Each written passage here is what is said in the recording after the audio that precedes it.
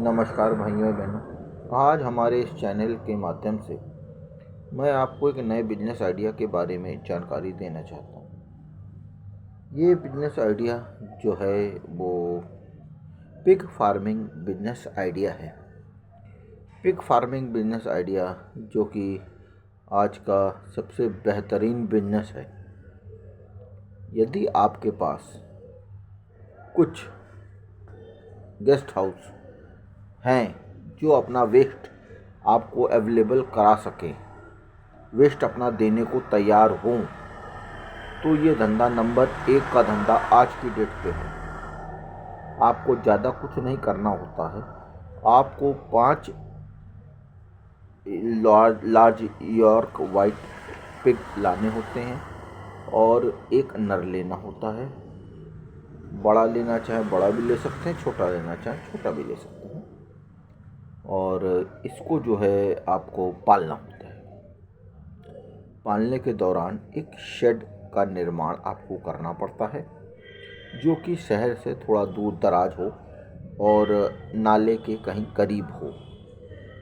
उस शेड के पास आपको अपना एक पिगरी फार्म डालना होता है। इस पिगरी फार्म का महत्व दिन प्रतिदिन बढ़ता जा रहा है क्योंकि लाभ इसमें बहुत ज़्यादा होता है। जैसे बारात-सालाओं से आपने फार्म के लिए माल ले आए और उसको फिर आप पिग फार्म में फैला देंगे सुअरों को खिलाने के लिए। इसके साथ आप थोड़ा सा चोकर भी दे सकते हैं और थोड़ा सा ब्रेड या बंद के वेस्ट प्रोडक्ट भी दे सकते हैं जो कि आपको बेकरियों से मिल जाएंगे बड़े ही आराम से, सुलभता से। और ये दिन प्रतिदिन बढ़ने वाला व्यापार है। इस पे आप नुकसान ना के बराबर का देखते हैं क्योंकि ये जो पिग होता है एक बार में 9-10 बच्चे देता है। इसको बचाना ही सबसे बड़ी कला है और इसकी गंदगी को उठा के फेंकना और इनको खाना देना, बस यही काम टाइम टू टाइम आपको करते रहना है। और ये माल जो है उड़ के बिक जाता है।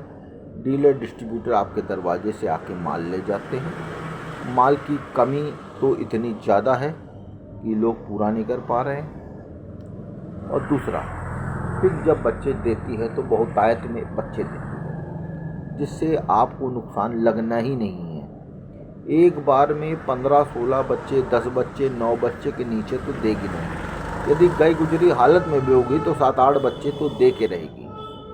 और पिग फार्म जो है उड़ के चलने वाला धंधा इसी प्रकार बन जाता है।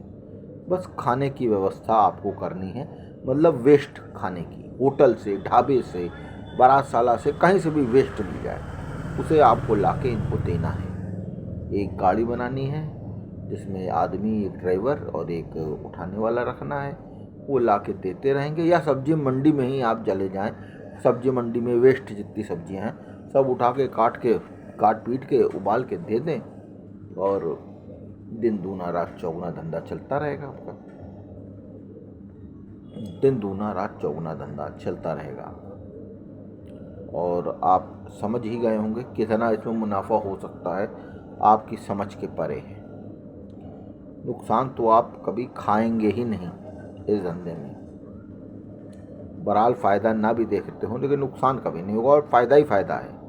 यदि आपने मंडियों में, अड़तों में अपनी पकड़ बना ली और वेस्ट प्रोडक्ट लाने लगे तो आप क्या बताऊं कितना मुनाफा हो सकता है, कुछ बताया नहीं जा सकता। इतना ज़्यादा मुनाफा है इसमें क्योंकि चीज़ आपको वेस्ट प्रोडक्ट मिलेगी 2 रुपए की, 3 रुपए की, 5 रुपए की, 10 रुपए की और तैयार होनी है कुछ नहीं तो 180, 120, 160, इसके नीचे किलो का तो होगा नहीं। 200 रुपए के नीचे तो नहीं होगा और फार्म का इसका रेट। बाकी आप यदि कहेंगे तो मैं पता करके भी बता दूंगा क्या रेट चल रहा है, लेकिन ये मुनाफे का ही सौदा है और ज़्यादा कुछ देखना भी नहीं है।